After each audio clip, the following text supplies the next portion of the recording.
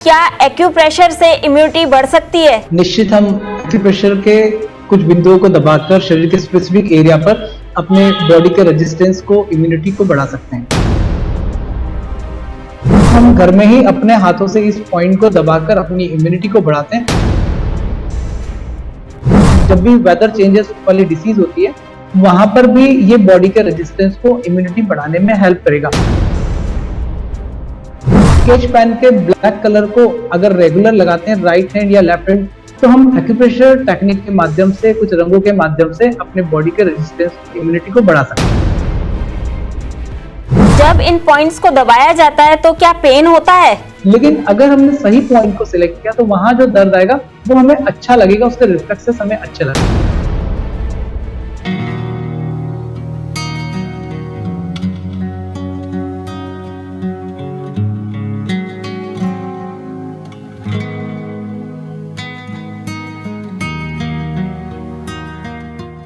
क्या एक्यूप्रेशर से इम्यूनिटी बढ़ सकती है? निश्चित हम एक्यूप्रेशर के कुछ बिंदुओं को दबाकर शरीर के स्पेसिफिक एरिया पर अपने बॉडी के रेजिस्टेंस को, इम्यूनिटी को बढ़ा सकते हैं। शरीर के वो कौन से पॉइंट्स होते हैं जिनको दबाकर हम अपनी इम्यूनिटी बढ़ा सकते हैं? मैडम, शरीर में बहुत स्पेसिफिक अलग अलग एरियाज होते हैं, अलग अलग पॉइंट्स होते हैं, और उन पॉइंट्स पर हम दबाकर इम्यूनिटी को बढ़ा सकते हैं। तो हम एक स्पेशल, हमने जो वर्कआउट किया है 7 डेज के पॉइंट्स के ऊपर, हम 7 दिनों तक हर दिन शरीर में स्थित कुछ पॉइंट्स हैं, हर दिन एक ही पॉइंट्स को हमें दिन में 3 बार दबाकर उन पॉइंट्स को माध्यम से हम बॉडी के इम्यूनिटी को, बॉडी के रेजिस्टेंस को बढ़ा देते हैं। इसलिए हमने 7 दिन के कुछ स्पेशल 7 प्रोटोकॉल्स प्रिपेयर किए हैं, उनको हम यूज कर सकते हैं। वो कौन कौन से पॉइंट्स हैं? अगर मैं आपको उन पॉइंट्स की जानकारी दूं तो सबसे पहला पॉइंट जो है वो हमारे थर्ड आई पॉइंट, जिसको हम कहते हैं, दोनों आईब्रोज के सेंटर में आएगा। इस पॉइंट के बिल्कुल सेंटर में, जहां हम टिकी लगाते हैं, स्टिक लगाते हैं, तो उस जगह पर हमें इस पॉइंट पर हाथ के अंगूठे को रखकर उसको क्लॉकवाइज रोटेटिंग करना है। और जब भी हम किसी चीज को क्लॉकवाइज मूवमेंट करते हैं तो हम एनर्जी कंसेप्ट की बात करते हैं कि वहां पर हम ऊर्जा के सिद्धांत के आधार पर ऊर्जा को बढ़ा सकते हैं। तो ये हमारा फर्स्ट पॉइंट रहेगा। इसके माध्यम से हमें डे 1 पॉइंट्स को ट्रीट करना है। इस पॉइंट को दिन भर में हमें 4 बार ट्रीट करना है। 4-4 घंटे के डिस्टेंस से हम दिन में 4 बार इस पॉइंट्स को उपयोग करेंगे। और एक दिन में एक ही बार हम पॉइंट्स यूज करें, सुबह, दोपहर, शाम और रात। ये डे 1 के लिए हमारा पॉइंट्स होगा।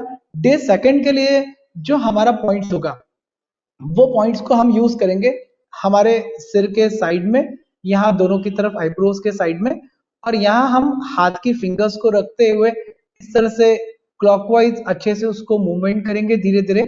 जब भी हम मूवमेंट करेंगे, रोटेशन करेंगे, तो हमें एक चीज ध्यान रखना है कि या तो हम खुद के पॉइंट्स को टैपिंग करें, दबाएं, या किसी और को टैपिंग करें, दबाएं, तो यहाँ पर हमारी पेट में प्रेशर की इंटेंसिटी उतनी हो जितना कोई भी व्यक्ति सहन कर पाए।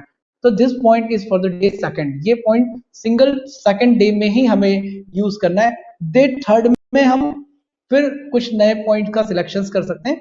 डे 3 पॉइंट जो होगा हमारी नोस्ट्रिल के साइड में मिलेगा, बिल्कुल कॉर्नर पे। हम इस पॉइंट को भी हाथ की उंगलियों के माध्यम से धीरे धीरे क्लॉकवाइज रोटेशन करें। ये पॉइंट हमारा तीसरे दिन के लिए। तो मैंने आपको 3 पॉइंट्स बताया।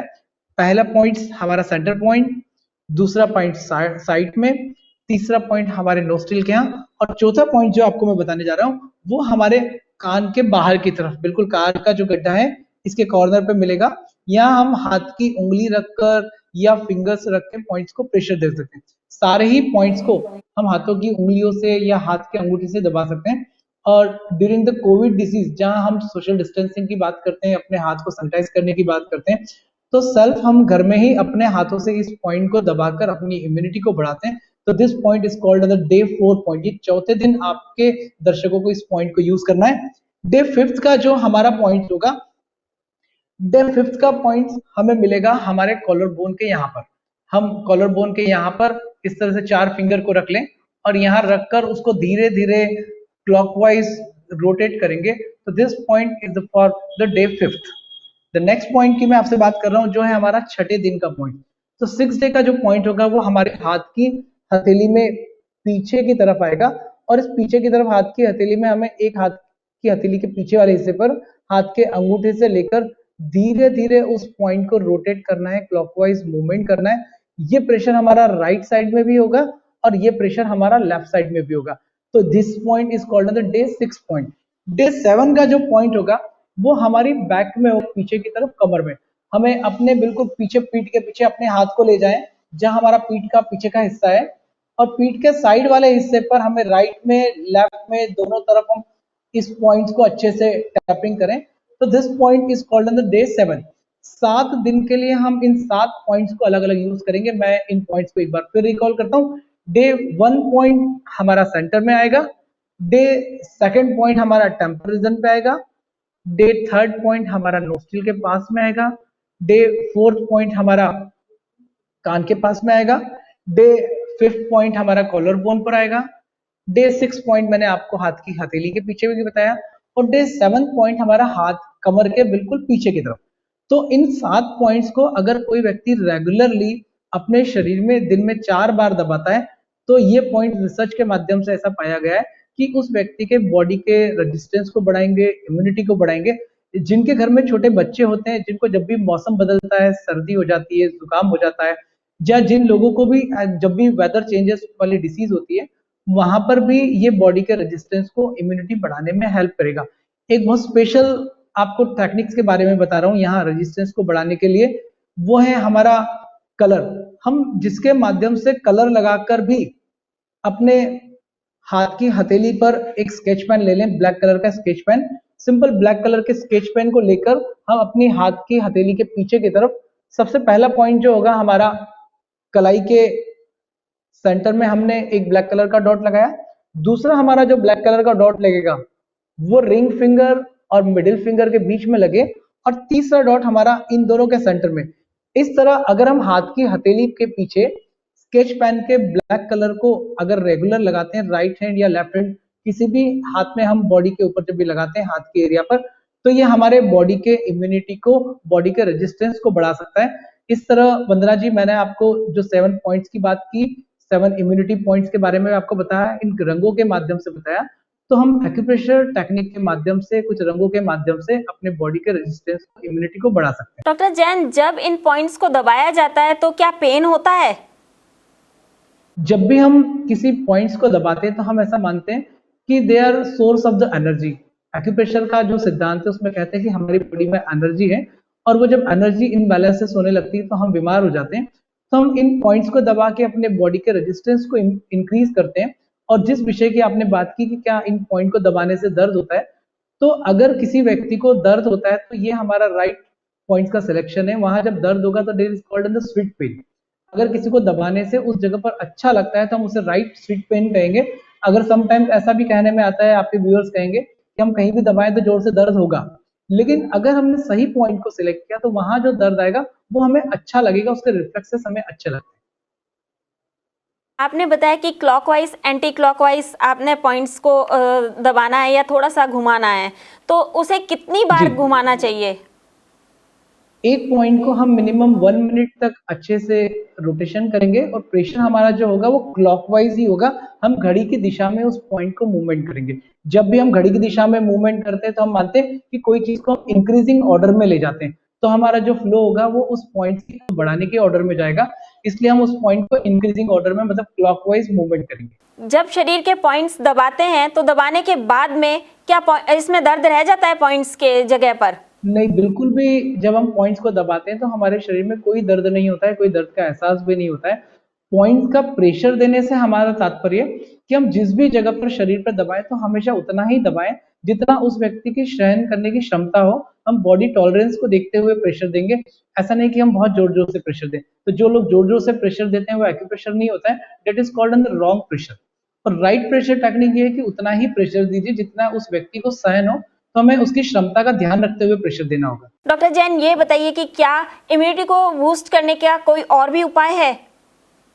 इम्यूनिटी को बूस्टिंग करने के लिए नेचुरल वेज, नेचुरल सोर्सेज बहुत हैं। अभी हमने बात की एक्यूप्रेशर टेक्निक के माध्यम से हम अपने बॉडी के रेजिस्टेंस को बढ़ा सकते हैं। इस समय पूरा देश अंतर्राष्ट्रीय योग दिवस मनाने की तैयारी कर रहा है, और हम योग की बात करें तो योग के माध्यम से भी हम अपनी बॉडी के इम्यूनिटी को, रेजिस्टेंस को बढ़ा सकते हैं। उसके लिए नियमित योगाभ्यास करें, प्राणायाम करें, ब्रीदिंग एक्सरसाइज करें, दूसरा, हमारा लाइफस्टाइल को हमें मॉडिफिकेशन करना होगा। जब भी हम खाने पीने में लें तो हम ऐसे फ्रूट्स का सिलेक्शन करें जो सीजनल हो। जो भी फ्रूट सीजनल अवेलेबल होते हैं वो हमारे शरीर को कभी भी नुकसान नहीं करते हैं। हम अपोजिट सीजन के फ्रूट्स को अगर खाएंगे तो वो हमें नुकसान करेंगे। रेगुलरली बॉडी की इम्यूनिटी को बढ़ाने के लिए, रेजिस्टेंस को बढ़ाने के लिए साथ में वाटर इनटेक खूब अच्छे से लें। जिन लोगों को सर्दी जुकाम की प्रॉब्लम है, गले में प्रॉब्लम है, थ्रोट इन्फेक्शन होता है, उनसे मैं रिक्वेस्ट करूंगा कि रेगुलरली वो लुकवार्म वाटर को लें, वो उनके लिए बहुत अच्छा हेल्प करेगा। तो 3 चीजों में फोकस करना है। सबसे पहली चीज, हमारी जीवन शैली को हमें ठीक करना है। हमारा खाना पीना, सोना, उठने के तरीके को ठीक करें। हमें नियमित फिजिकल एक्टिविटीज करनी है, योग करना है, आसन करना है, एक्सरसाइज करनी है। अपने भोजन पे बहुत अच्छे से ध्यान देना है ताकि हमारा भोजन जो है वो सीजनल और रीजनल हो।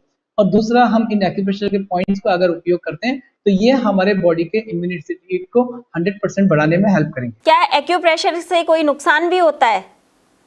एक्यूप्रेशर मैडम 100% सेफ सिस्टम है। यहाँ हम सिर्फ बॉडी के स्पेसिफिक एरिया को दबाते हैं, प्रेशर देते हैं, और इस मेथड का उपचार करने से किसी भी तरह का कोई नुकसान नहीं होता है, कोई साइड इफेक्ट्स नहीं होते हैं। जब भी हम किसी को उपचार करते हैं तो हम किसी व्यक्ति के कोई इन्वेस्टिगेशंस की हमें रिक्वायरमेंट नहीं है, कोई मेडिसिन खिलाने की जरूरत नहीं है।